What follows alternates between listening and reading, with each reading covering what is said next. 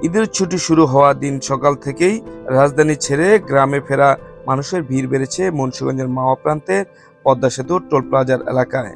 বৃহস্পতিবার ভোর থেকে ধীরে ধীরে বৃদ্ধি পেয়েছে যানবাহনের চাপ। মোটরসাইকেলের পাশাপাশি যাত্রীবাহী বাসের চাপ লক্ষ্য করা গেছে। তবে এখন পর্যন্ত সড়ক পথে যানজট কিংবা ভোগান্তি না থাকায় উৎসবের রঙে স্বস্তি হাসি ফুটেছে মানুষের মুখে।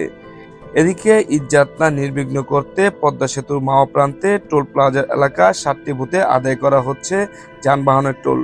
তবে মোটরসাইকেলের জন্য বরাবরের মতোই এবারও রয়েছে আলাদাভাবে টোল নেওয়ার ব্যবস্থা। দেশের দক্ষিণবঙ্গের প্রবেশদ্বারে মুন্সিগঞ্জের লোহজন উপজেলা পদ্মা সেতুর এবারও ঈদযাত্রায় পদ্মা সেতুর স্বাভাবিক সময়ের তুলনায় বুধবার টোল আদায় বেড়েছে।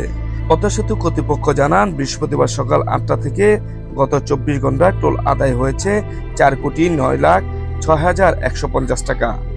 এ সময় উভয় প্রান্তে চলাচলের করেছে 37,465টি যানবাহন।